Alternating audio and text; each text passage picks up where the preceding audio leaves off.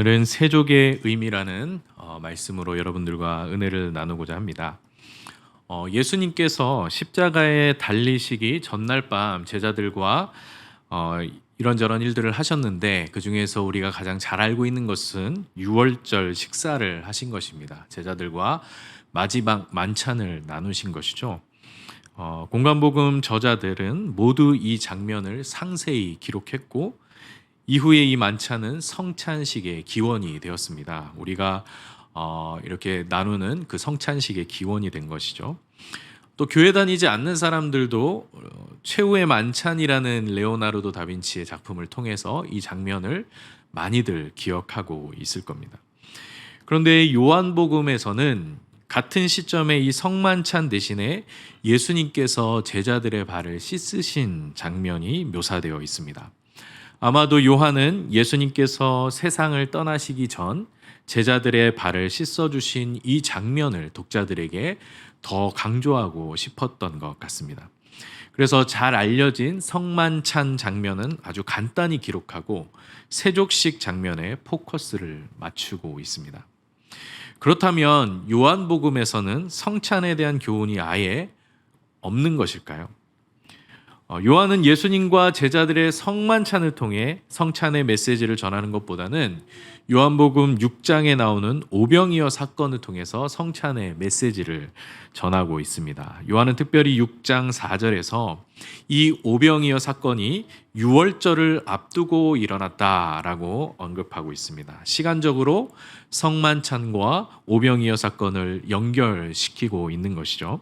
그리고 이어지는 6장 53절에서 58절에 이 오병이어 사건에 빗대어서 예수님의 살과 피를 먹는 자들이 영생에 이를 것이다 라고 말씀하셨습니다. 이렇게 요한은 의도적으로 오늘 본문에서 성만찬 대신에 예수님의 이 세족을 부각시킴으로써 죽음을 앞두신 예수님께서 마치 유언을 남기시듯 제자들에게 몸소 보여주려 하셨던 중요한 교훈을 우리에게 전달하고 있습니다. 그 교훈은 무엇일까요? 아마도 본문을 읽어보시면 그 교훈이 어렵지 않게 다가오실 것입니다. 왜냐하면 예수님께서 제자들의 발을 씻기신 이 그림 자체가 우리에게 던져주는 충격이 크기 때문이죠. 여러분들 혹시 세족식을 경험해 보셨습니까? 혹시 세족식을 해보신 적이 있나요? 굳이 세족식이 아니더라도 남편의 발을 씻겨 보셨다라든가, 아니면 자녀들의 발은 많이 씻겨 보셨겠죠. 근데 이 세족식이라는 것이 굉장히 감동적일 것 같지만 생각보다 쉽지 않은 의식입니다. 저도 이 예전에 중고등부 학생들에게 이 세족식을 해봤는데 아이들이 발을 절대 안 대놓습니다. 선생님 앞에. 너무나 부끄러워하는 것이죠. 발을 씻어주는 사람이나 씻기는 사람이나 서로가 너무 민망해하기도 하고, 심지어 예수님처럼 예고도 없이 갑자기 발을 씻어주겠다고 하면 과연 아무렇지 않게 발을 내밀 사람들이 얼마나 될까요? 그만큼 발이라는 신체 부위는 남에게 내놓기도 부끄럽고, 또 더군다나 남이 만지거나 씻어주는 것은 더욱 꺼려지는 신체 부위일 것입니다. 예수님 당시에는 더 했겠죠. 왜냐하면 요즘처럼 이렇게 길이 깨끗하지도 않고 양말을 신는다거나 아니면 좋은 신발을 신고 다니지도 않았기 때문에 발이라는 부분은 가장 지저분하고 부끄러운 신체 부위였습니다. 따라서 예수님께서 제자들의 발을 씻기신 행위는 제자들의 입장에서는 매우 거리껴지면서도 충격적인 일이었다라는 것이죠. 물론 발을 씻어주는 이 행위는 예수님만 행하신 것은 아닙니다. 당시 유대 사회에서 랍비에 대한 존경의 의미에서 제자들이 그 랍비의 발을 씻는 경우가 있었고, 때때로 거꾸로 랍비가 제자들에게 어떤 본을 보여주기 위해서 제자들의 발을 씻어주는 경우도 있었던 것입니다. 이를 본 제자들은 자기들도 서로의 발을 씻어주어야만 했던 것이죠. 오늘 본문 13절, 14절에도 보시면 우리가 읽진 않았지만 예수님께서 제자들의 발을 씻겨주신 뒤에 이렇게 말씀하십니다. 너희가 나를 선생이라 또는 주라 하니 너희 말이 옳도다. 내가 그러하다. 내가 주와 또는 선생이 되어 너희 발을 씻었으니 너희도 서로 발을 씻어주는 것이 옳으니라 이렇게 말씀하시죠. 그렇다면 우리는 예수님께서 제자들의 발을 씻기신 이 행위를 단순한 어떤 섬김의 본 정도로 이해해야 할 것인가? 6절에서 10절까지 이어지는 베드로와 예수님의 대화를 보면 이 행위가 단순히 어떤 섬김의 본을 뛰어넘는 아주 중요한 상징이 담겨 있다는 사실을 깨닫게 됩니다. 우선 이 대화를 살펴보기 전에 4절을 보시면 예수님께서 제자들의 발을 씻기시기 위해 준비하시는 장면이 상세하게 나옵니다. 여기서 예수님은 저녁을 잡수시다가 갑자기 일어나셔서 겉옷을 벗으시고 수건을 가져다가 허리에 두르시죠. 여기서 겉옷을 벗었다고 할 때 이 벗다라는 헬라어 단어는 요한복음 10장 11절에서 예수님께서 양을 위하여 목숨을 버린다고 하실 때 사용된 단어와 같습니다. 그러니까 버린다라는 뜻이죠. 또한 이어서 수건을 취하셨다고 할 때 이 취하시다라는 헬라어 동사는 요한복음 10장 17절에서 내가 목숨을 버리는 것은 그것을 내가 다시 얻기 위함이다 라고 할 때 얻는다 라는 단어와 똑같은 단어입니다.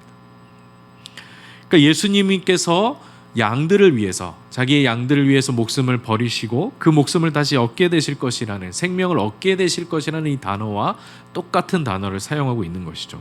이렇게 요한은 10장에서 예수님께서 당신의 죽음과 그 죽음을 통해 우리가 얻게 될 생명을 언급하실 때 사용하신 그 단어를 오늘 본문에 의도적으로 다시 사용함으로써 예수님의 세족 행위가 예수님의 죽음과 그로 인해 우리가 얻게 될 생명을 상징하고 있음을 보여주고 있는 것입니다. 이렇게 예수님은 제자들의 발을 씻기시는데 베드로의 차례가 되죠. 베드로의 차례가 되자 베드로가 어떻게 반응을 합니까? 주께서 내 발을 씻으시나이까 라고 말하면서 완강하게 예수님이 발 씻기시는 것을 거부하죠. 물론 항상 그렇듯이 베드로의 혈기에는 악의가 전혀 없습니다. 베드로는 정말 순수한 사람이죠. 이를 잘 아시는 예수님께서 7절에서 친절하게 설명해 주시죠. 내가 하는 것을 네가 지금은 알지 못하나 이후에는 알리라 이렇게 말씀하십니다. 이 말씀도 예수님의 세족이 단순한 섬김의 본을 넘어서 어떤 일을 상징하고 있다는 뜻을 말씀하신 것이죠. 지금은 알지 못하나 어떤 일이 일어난 후에는 알리라고 말씀을 하신 것이니까요. 그 일은 무엇일까요? 바로 예수님의 십자가 죽음입니다. 이 죽음을 통해 제자들은 예수님께서 그들의 발을 씻으신 의미를 진정으로 깨닫게 될 것입니다. 그럼에도 불구하고 순수한 우리의 베드로는 끝까지 세족을 거부합니다. 이에 예수님께서 8절에서 내가 너를 씻어주지 아니하면 네가 나와 상관이 없느니라 라고까지 말씀을 하시죠. 재미있는 것은 베드로의 이 혈기 덕분에 예수님이 행하신 세족의 의미가 더욱더 분명하게 드러나고 있다는 사실입니다. 그냥 제자들이 아유 감사합니다 이렇게 지나갔으면 이 설명을 들을 수 있었을지 모르지만 베드로가 완강하게 세족을 거부했기 때문에 예수님께서 일일이 이 세족의 의미에 대해 말씀해주고 계시는 것이죠. 이처럼 공동체 안에는 좀 다양한 사람들이 있어야 합니다. 너무 조용하고 수능적인 사람들만 있으면 우리 교육자들은 편할지 몰라도 이게 문제가 생길 수가 있습니다. 또 너무 혈기왕성하고 기고만장한 사람들만 있어도 문제가 되겠죠. 주님께서는 아주 다양한 사람들을 한 공동체로 부르셔서 하나님의 뜻을 더욱 분명히 드러내시는 것입니다. 예수님은 베드로가 세족을 받지 않으면 나와 관계가 없다고까지 말씀을 하시죠. 이 말씀을 문자 그대로 해석한 몇몇 교회들은 실제로 세족식도 성찬식처럼 정기적으로 행했다라고 합니다. 예수님이 행하라고 하셨으니까요. 하지만 대부분의 학자들은 예수님의 이 세족이 바로 십자가 죽음을 상징하는 행위라고 이해하고 있습니다. 따라서 내가 너를 씻어주지 아니하면 네가 나와 상관이 없다라고 하신 말씀도 세족 행위 자체가 아니라 예수님의 죽음을 통해 주어질 생명을 가리키는 것으로 봐야 한다라는 것이죠. 그 죽음을 통해 그 죽음을 받아들이고 예수님의 생명을 얻은 자들만이 예수님과 관계가 있게 된다라는 말씀입니다. 그런데 베드로는 포기하지 않습니다. 9절에서 베드로는 예수님께 네 발뿐 아니라 손과 머리도 씻어달라고 말하죠. 이 말에 대해서도 예수님이 10절에서 이렇게 답해 주십니다. 이미 목욕한 자는 발밖에 씻을 필요가 없느니라. 온몸이 깨끗하니라. 이렇게 말씀하시죠. 예수님은 계속해서 이 세족이 상징하는 바를 가르쳐주고 계시는 것입니다. 여기서 이미 목욕한 자는 누구를 말하는 것일까요? 바로 예수님의 죽음을 통해 주어질 생명을 받아들인 자, 죄사함을 받게 된 자들을 말하는 것입니다. 이 목욕이라는 헬라어 단어도 주로 세례와 관련해서 사용되는 단어입니다. 이게 사도행전에서는 세례라는 단어로 사용을 합니다. 당시의 세례는 온몸을 물에 담그는 방식, 일종의 침례의 방식으로 진행되었기 때문입니다. 그래서 목욕이라는 단어를 세례의 의미로 사용을 한 것이죠. 따라서 예수님을 믿고 세례를 받은 자들은 이미 죄사함과 영생을 받았기 때문에 다시 또 세례를 받을 필요가 없다라는 의미이죠. 즉 예수님의 생명을 얻고 죄사함을 얻은 자들은 다시 또 그 생명을 얻으려고 노력하지 않아도 된다라는 말씀입니다. 그런데 예수님은 왜 발밖에 씻을 필요가 없다라는 말씀을 덧붙이셨을까요?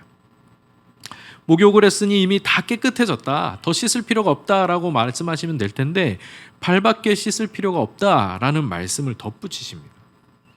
그것은 이어지는 말씀을 통해 우리가 알 수 있는데요. 너희가 깨끗하나 다는 아니니라 라는 말씀이죠. 여기서 다는 아니라는 말씀이 가리키는 사람은 누구일까요? 제자들 중에 바로 마귀의 생각에 사로잡혀 있는 가룟 유다입니다. 2절에서 말하고 있죠.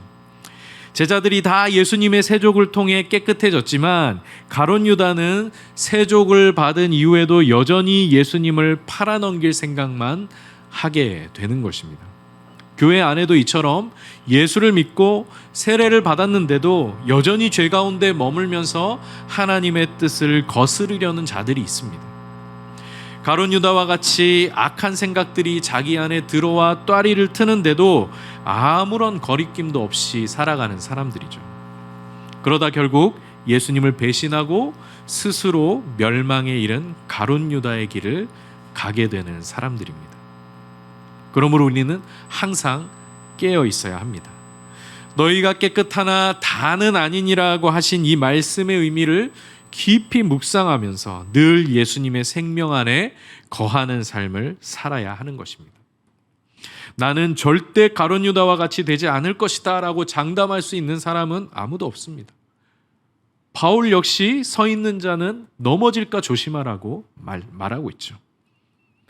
다만 우리는 오늘도 십자가 앞에 나아가서 겸손히 주님의 은혜를 구하면서 주님께서 보여주시는 생명의 길로 한 걸음씩 나아가야 하는 것입니다. 한 가지 큰 위로가 되는 말씀은 1절에서 예수님이 세상에 있는 자기 사람들을 사랑하시되 끝까지 사랑하셨다라고 말씀하신 것입니다. 여기에는 가룟 유다가 포함될까요? 포함되지 않을까요? 가룟 유다도 포함되는 사랑입니다. 로마서 5장 8절에서도 바울은 예수님의 죽음에 대해서 이렇게 말합니다. 우리가 아직 죄인 되었을 때에 그리스도께서 우리를 위하여 죽으심으로 하나님께서 우리에 대한 자기의 사랑을 확증하셨느니라.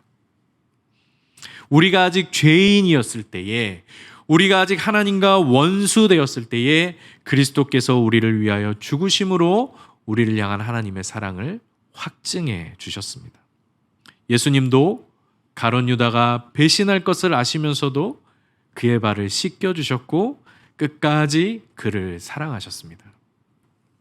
비록 가룟 유다는 예수님의 그 사랑을 저버리고 스스로 멸망에 이르렀지만 우리는 그 사랑을 결코 저버리고 가룟 유다의 길로 갈 수 없는 자들입니다. 한편 세족을 마치신 예수님께서 14절과 15절에 이렇게 말씀하십니다. 내가 주와 또는 선생이 되어 너희 발을 씻었으니 너희도 서로 발을 씻어주는 것이 옳으니라. 내가 너희에게 행한 것 같이 너희도 행하게 하려 하여 본을 보였노라 이렇게 말씀하시죠.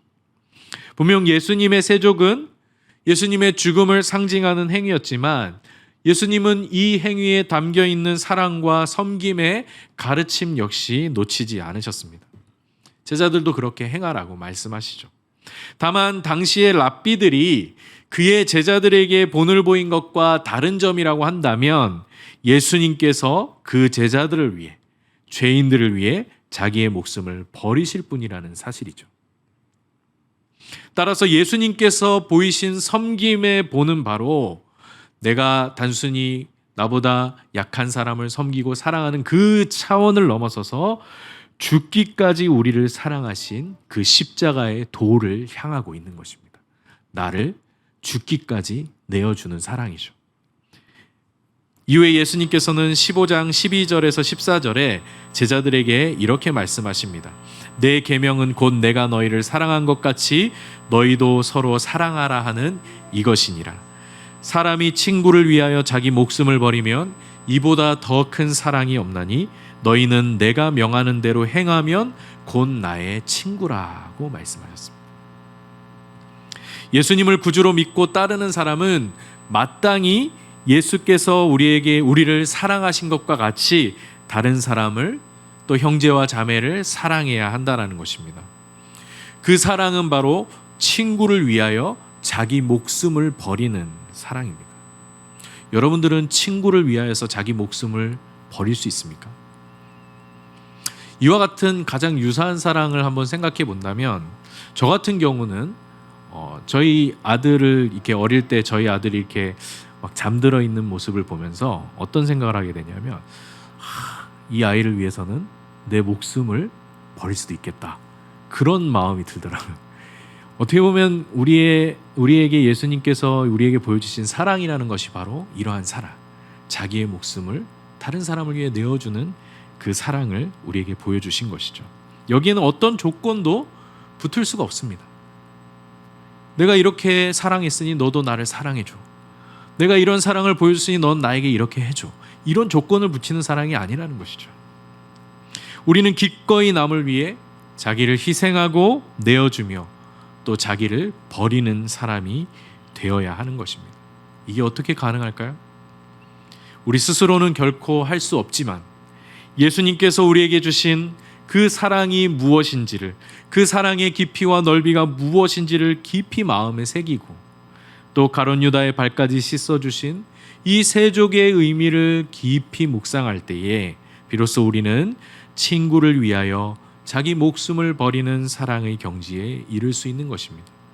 자기 아들을 보면서 깊이 묵상하다가 이 아이를 위해서 내 목숨까지 내어줄 수 있겠다라는 생각이 드는 것처럼 나를 위해 자기 목숨을 버리신 예수님을 깊이 묵상하고 가룟 유다의 발을 씻기신 예수님의 그 사랑을 생각할 때에 나도 다른 사람 위해 내 목숨을 버릴 수 있겠다. 그 경지에 이르게 되는 것이죠. 예수님은 분명하게 말씀하십니다. 내가 명하는 대로 행하면 곧 나의 친구라. 아멘. 오늘 이 말씀을 깊이 마음에 새기시고 예수님의 명령을 지켜 행함으로써 예수님의 친구가 되시는 은혜를 누리는 우리 보배교회 성도님들이 되시길 바라겠습니다.